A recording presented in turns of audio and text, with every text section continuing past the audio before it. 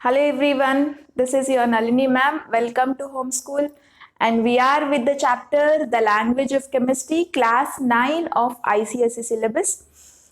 We already covered two videos on this chapter, where the first video includes the introduction part and the second video is all about the valency, isn't it?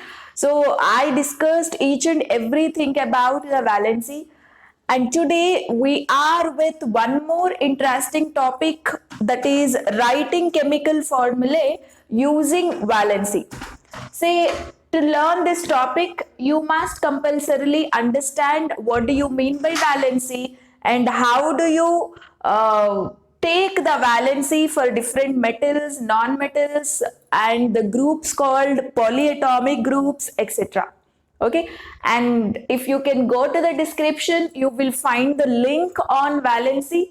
So first you have to revise on valency, then come to this video and learn how to write chemical formulae using valency.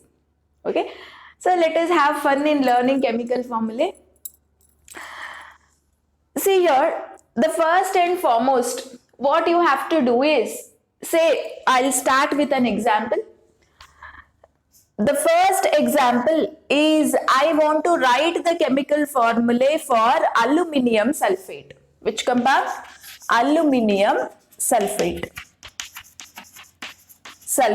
Okay, so what may be the formulae for aluminium sulfate? You know, the first and foremost, you have to write their symbols. Okay, so what is step number 1? Step number 1 is writing symbols. Okay, so let me write their symbols now. What is the symbol of aluminium? Aluminium is a metal, yes, that is placed in the 13th group of periodic table. Okay, so how do you write the symbol for aluminium? It is Al. You know, this much idea you should have before learning the formulae, otherwise you will not get it. You should have idea on writing a symbol, as well as you should have idea on valency very clearly. Fine. So I have written a symbol for aluminium. Next you have to write a symbol for sulfate, and sulfate is not the element that is present in a periodic table, isn't it? Sulfate is one particular group. What do we call it as? We call it as polyatomic group.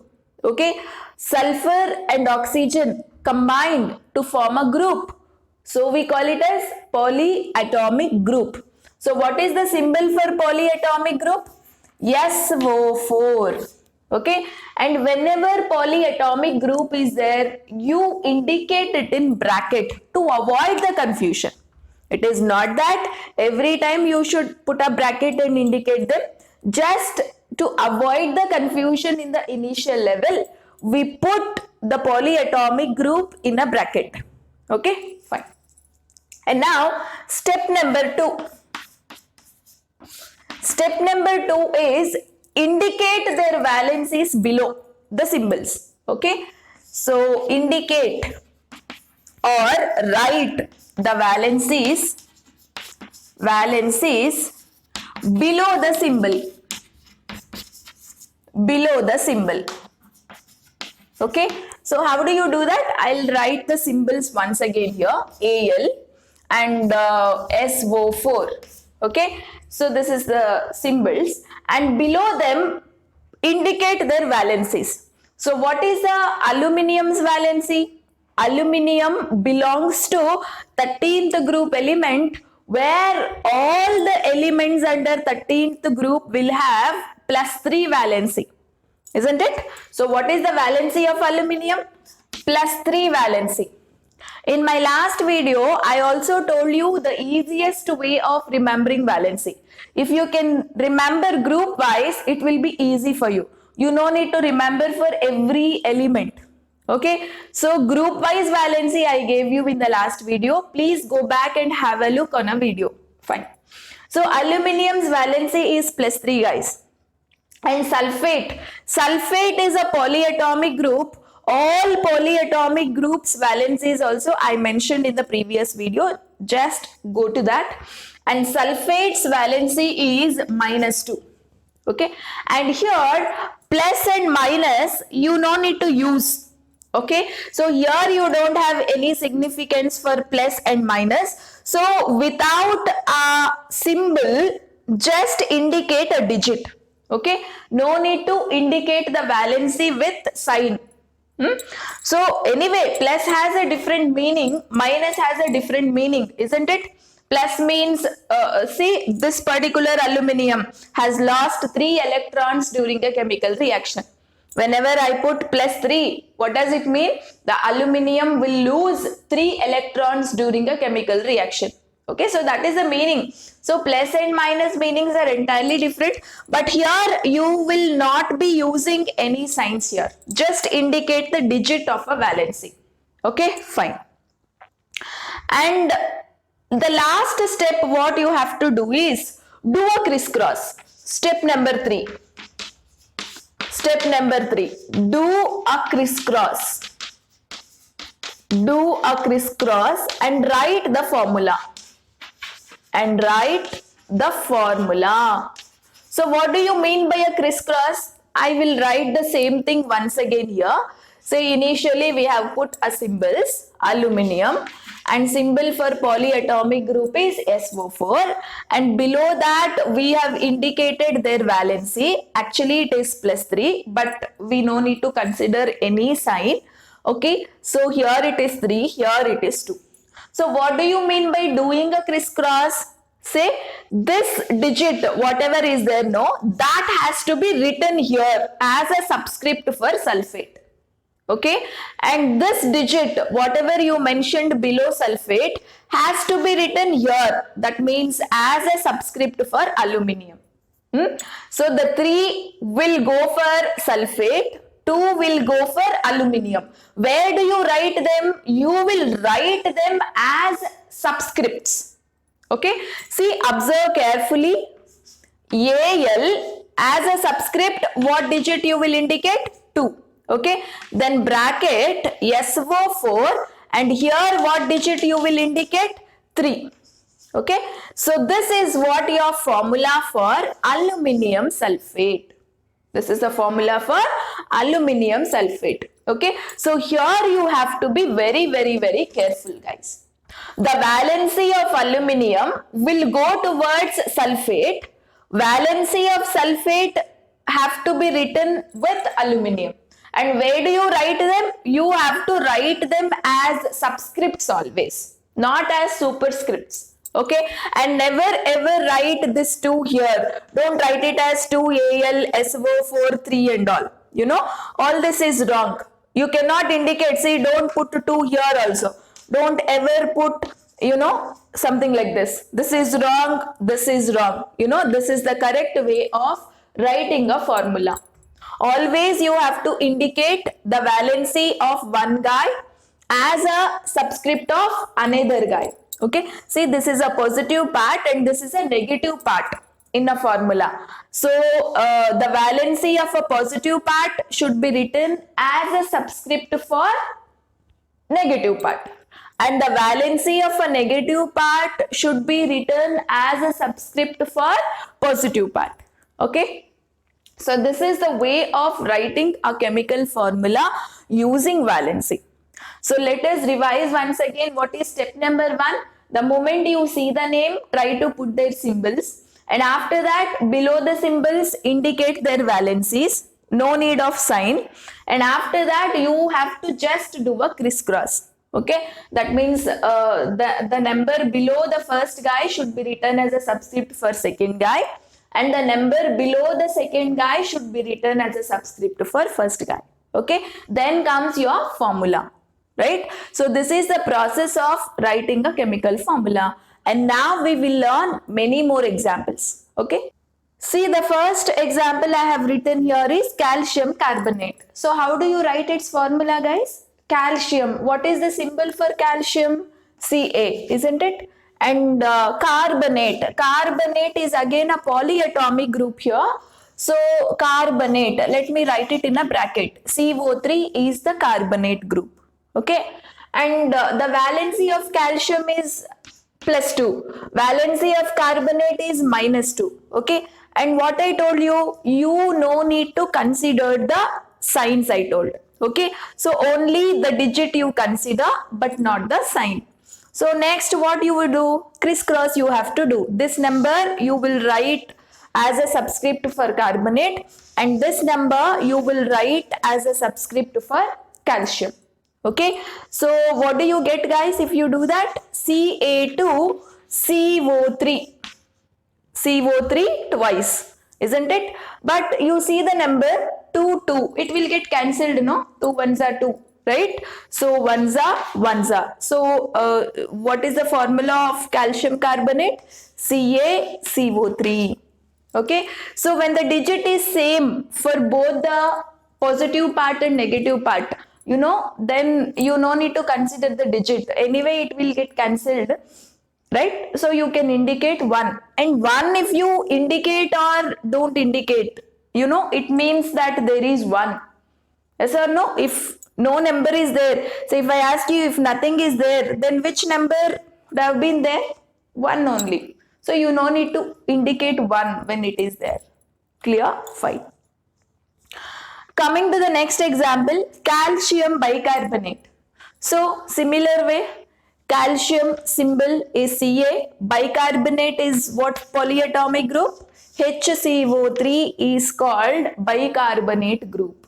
Okay, and you have to be very, very careful with the polyatomic groups. Definitely you must know some common polyatomic groups with their valencies. Okay, so otherwise you cannot able to write the chemical formulae that easily. Fine. And what is the valency of calcium here? 2, plus 2 actually, but plus we no need to take. And what is the valency of bicarbonate? Minus 1, guys. Okay, so that minus we no need to take, just 1 you can consider. So after that what you will do? Crisscross you will do. This number you will write here and this number you are writing here. So if that happens, tell me what is the formula you will get? Ca1. Yes, this is 1. And 1 if you indicate or doesn't indicate, it will not make any sense. Okay, leave it.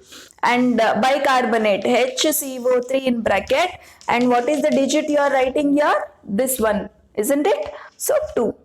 CaHCO3 twice is the formula of calcium bicarbonate.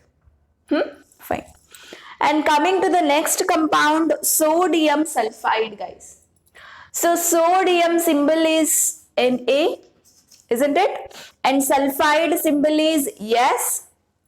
Sulfide in the sense yes, guys. Okay. So usually while writing the name, this is a positive part.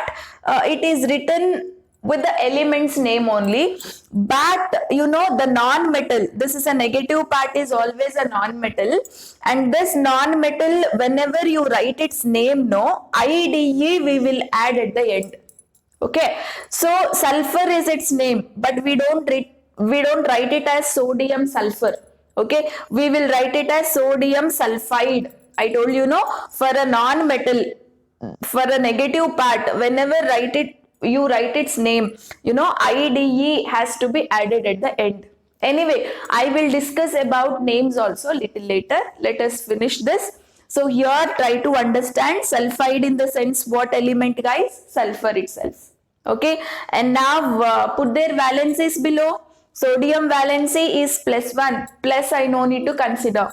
Sulfide valency, sulfur comes in 16th group element, oxygen, sulfur, right? 16th group elements valency is -2. Okay, so minus I no need to consider, just 2 you write. And now what will happen? This number should be written as a subscript for sulfur and this number should be written as a subscript for sodium. So if you do that, what do you get here? Na2S you will get. This is the formula of sodium sulfide. And now coming to the next compound, calcium phosphate. This is a very important chemical compound. Can you be able to figure out where is this chemical component present in a human system? This is present in our body, guys. Can you tell me which part of the body contain calcium phosphate? Teeth. Okay, human teeth is made up of calcium phosphate. Calcium is there in the form of human teeth. We keep telling, no, if you take more of calcium, teeth and bone will get stronger and stronger. Yes, so our bones and teeth contain calcium in the form of calcium phosphate. Very important chemical it is. Okay, fine. And how do you write its formula? Same old story, guys. Okay, write their symbols. Calcium symbol is Ca, and phosphate symbol is, again, it's a polyatomic group. Phosphate in the sense PO4. Okay, PO4 group is called phosphate group. And now write their valencies below. Valency of calcium is 2 and valency of phosphate is -3, guys. Anyway, I am not considering the signs, no, so just the digits I have put. Now do a crisscross. This digit should be written here, this digit should be written here as a subscript for calcium. Okay, if you do that, what do you get, guys? You will get Ca3 PO4 twice. Okay, so if you write the polyatomic group in a bracket, you can avoid the confusion, okay, while indicating a subscript. So always, if polyatomic group is there, better you put it in a bracket and then do a crisscross. Clear? Fine. And coming to the next compound, aluminium nitride. Okay, so what is the symbol of aluminium? Al. Nitride in the sense nitrogen, guys. I told you, no, just now I told you, if it is a negative part, and that too if it is a non-metal which is there as a negative part, you know, we don't indicate with its full name. At the end we add a tail. What is the tail? IDE. So what do you mean by nitride? It is N. And put their valencies below. Aluminium valency is +3. I consider only 3 here. Nitrogen valency is -3. So here also I'll not take that sign, no need to take. So do a crisscross, guys. This 3 goes here, this 3 comes here. So what do you get? Al3N3. I told you, no, if you have a same number, you know, it will get cancelled. 3 ones are 3 ones are, it will get cancelled. So you can just consider it as ALN. Okay, it means if no digit is there, it means there is 1. So you no need to specially, you know, indicate 1. When nothing is there, it is understood that there is 1. Okay, fine. Coming to the next compound, aluminium oxide. So what is the symbol for aluminium? Al. Okay, oxide in the sense oxygen, guys. Oxygen is called as oxide in a name. Fine. Aluminium's valency 3, oxygen's valency 2, guys. So this digit goes here, this digit comes here. So what do you write now? Al2O3 is the formula of aluminium oxide. Okay, so this is how you can use a crisscross method to write the chemical formulae of most of the compounds. But you cannot use this method for all the chemical compounds. Only certain chemical compounds can be given formulas using this. Okay, so we have some exceptions here also. You cannot use this method every time to write any chemical formula. This is what we call crisscross method. And now let us learn about the names. Okay, whenever you have a formula, how to write its name, that is what we are going to learn. Okay, the opposite part of it. See, now I have given you name, you wrote the formula. Next what we will learn is, I will give the formula, you have to write its name. Okay, so that part we will discuss now. So writing a name from a chemical formula, you have to mainly remember 4 rules, guys. Okay, they are very much interesting and very, very simple also. Say, what is rule number 1?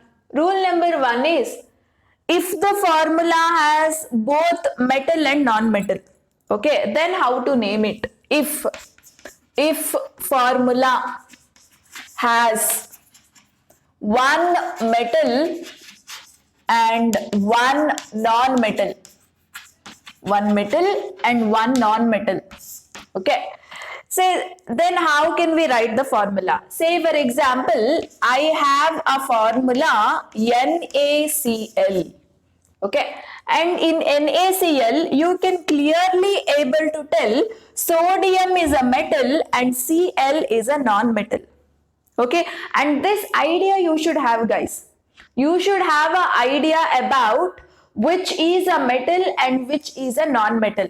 And usually how do you recognize which is a metal and which is a non-metal? That is from periodic table, okay. So you should at least remember the positions of some elements in a periodic table, which I taught you in video number 1, okay. So you can go back to the video number 1 and refer where I taught you the basic aspects about the periodic table, okay. So usually our periodic table contains 18 group, that is group number 1 to group number 18, guys, okay. So these are the groups present in our periodic table.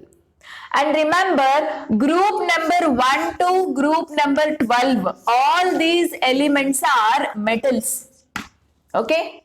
And group number 13 to group number 18, all these elements are non-metals usually. Clear, everybody?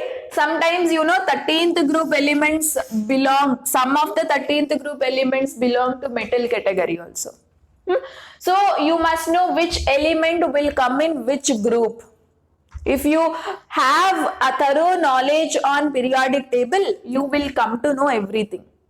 Okay, anyway, about a periodic table we will study little later, okay, or you will study more about periodic table in the higher classes. But as of now, you should remember at least few things from periodic table, what I told you in the first video. That much try to remember, okay, clear, fine. And sodium is a metal, Cl is a non-metal. And one more trick I will tell you here. The first written element is always a metal. Next written element is always a non-metal, guys. Okay. So this way also you can able to remember. Okay. The element which is written first is a positive part. Metal is always a positive part, and it is written first. Non-metal is always a negative part. It is written later. Okay. Last. So name of the metal should be written as it is. Okay, so what you have to remember here, name of metal should be written as it is, should be written as it is, okay, no change. So what is its name? Sodium. So I will write sodium as it is, okay. But name of a non-metal has to be written differently. Okay, so here which is a non-metal? Cl is a non-metal. And what is its name? Chlorine. Yes or no? We don't write it as chlorine. Okay, the end should end with the letter IDE. Okay, name of a non-metal should end with certain tail. What is the tail? IDE here. Okay, so what I will write here? Name of non-metal should end with IDE. Remember this. Okay, so its name is chlorine. No, its name is chlorine. We don't write it as chlorine. Okay, this Ne we will remove, last Ne we will remove, I is already there, no, so De we have to add. So what is this name? Sodium chloride. Sodium chloride. Okay, got to know? So if it is a metal, its name is written as it is. But if it is a non-metal, its name we don't write as it is. Its name should end with a letter IDE. Okay, so this much you have to remember. And one more example if you want. Say, how do you write name for Al2O3? So which is a metal, guys? I told you first written element is always a metal, next written element is always a non-metal. Okay, so what is its name? Aluminium. Al means aluminium. Okay, and what is this? Oxygen, right? It's a negative part and a non-metal. What is our rule? Name of a non-metal should end with IDE, I said. So oxygen, no, we don't write it as oxygen here. We will write it as oxide. We will write it as oxide. Okay, so this is how you can name the formulae which contain one metal and one non-metal. Okay, and don't ever use, because 2 is there, so I will write di-aluminium, 3 is there, try, all this and all you should not use. Okay, when you have to use them, I will tell you now. Okay, so whenever you have a metal and a non-metal in a formula, this is how you have to name them. Name of a metal should be written as it is, and name of a non-metal should end with IDE. Okay, so this is our rule number 1, guys. And coming to the rule number 2. Coming to rule number 2. If you have two non-metals, if you have two non-metals in formula, if you don't have any metal, okay, no metal, okay, you don't have any metal in a formula, both the elements are non-metals only. Okay, say for example CO2 is there, carbon is a non-metal, oxygen is also a non-metal. Okay, so now how do you name this? See, the first written element's name should be written as it is. So what is its name? Carbon. What is its name? Carbon. Okay, and you know the next element's name should end with IDE only. But how many oxygen atoms are there? 2, no? So here we will write it as dioxide. Dioxide. Okay, actually among the two non-metals, this will carry a positive charge and this will carry a negative charge. The one which is carrying a positive charge's name should be written as it is, but the one which is carrying a negative charge name should end with IDE. Okay, and that too you have to mention how many negative charges are there. Here 2 are there, no, 2 oxygen atoms, so we have used di. Okay, so similarly SO3 is there, and now how do you write its name, guys? Sulfur, it's a positive part, it's a negative part. First element will always carry a positive part, next element will always carry a negative part. Okay, so sulfur, tri, if 3 is there, we will use the word tri. Okay, its name is sulfur trioxide. Clear? And say for example P2O5. What is P means what? Phosphorus. P in the sense phosphorus. Okay, phosphorus. So you no need to mention diphosphorus. Okay, for positive, guys, if it is there in 1 number, 2 number, 3 number, that number we don't mention like di, tri and all. Only for the negative guy, the last elements number we have to mention. Like if it is 1 mono, we will write. If it is 2 di, we will write. Okay, and here we have 5, no, so we will write pentoxide. Pentoxide. Okay, so this is how you have to write the names if you have two non-metals in a single formula. When you don't have a metal, you have two non-metals, then this is what the rule that you have to follow. Okay, so whatever the negative part, the later part, that means the last part of the formula should end with IDE, and also its number you have to indicate as if it is 2 di, if it is 3 tri, if it is 4 tetra, if it is 5 penta, like that. Okay, so this is the second point that you have to remember. And coming to the third point, rule number 3. Rule number 3, guys. Okay, when you have a polyatomic group, you all have an idea about a polyatomic group, isn't it? So when you have a polyatomic group, how to name a compound? Okay, so third rule you are talking about is about polyatomic group.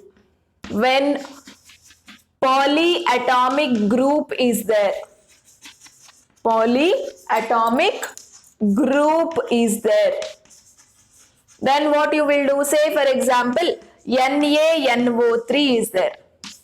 Okay, so this is sodium, and what is its name, guys? Nitrate.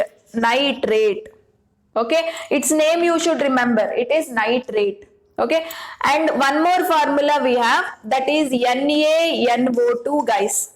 Okay, and this is a positive part, its name is written as it is, but you see this is NO2, its name should be written as nitrite. Okay, you should have an idea when to write ATE, when to add ATE and when to add ITE in a formula. Okay, see, when you have, this is also, this polyatomic group contain nitrogen and oxygen, this polyatomic group also contain nitrogen and oxygen. Okay, and here you have maximum number of oxygen, here you have minimum number of oxygen. Okay, so whenever maximum oxygens are there, then you will end the name with ATE. Whenever minimum oxygens are there, then you have to use ITE while writing the name of a polyatomic group. Okay, so that is very much necessary, guys. That's all about basic idea on how to write a name for a chemical formula. You have to remember mainly the 3 rules, and you can't give the names based only on these 3 rules.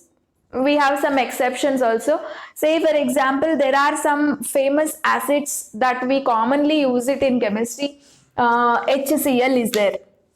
You must have heard these acids: HCl, H2SO4, okay, and HNO3, H2CO3. There are certain formula here, and how do you write their name? These rules we don't apply here. They have a general name. Those names you have to remember. There is no other logic to remember their names. Okay, HCl can be called as hydrochloric acid. Okay, and H2SO4 is called as sulfuric acid. And HNO3 is called as nitric acid, guys. These are important acids. Nitric acid. H2CO3 is called carbonic acid. Some famous acids. Say NH3 is there. NH3 is called as ammonia. Ammonia is a base, guys. Similarly, H2O is there. So we all know its name. It is called as water. Yes or no? H2O is commonly called as water. So there are certain common names where these names are not written based on these rules, isn't it? That you can clearly observe, where you have to remember their names. At least these guys which you come across in your syllabus every time, you have to remember and memorize them. So with this, I complete a concept like how to write a chemical formula from a name and valency, and how to write a name from chemical formula. Both the ways we have studied. And in my next video, I will be talking about balancing chemical equation, where I will teach you a super trick to balance a chemical reaction. Till then, keep revising a concept, and please do check the description area where we have uploaded the previous video links. Don't forget to subscribe our channel to learn the chemistry in an easier way. Thank you so much.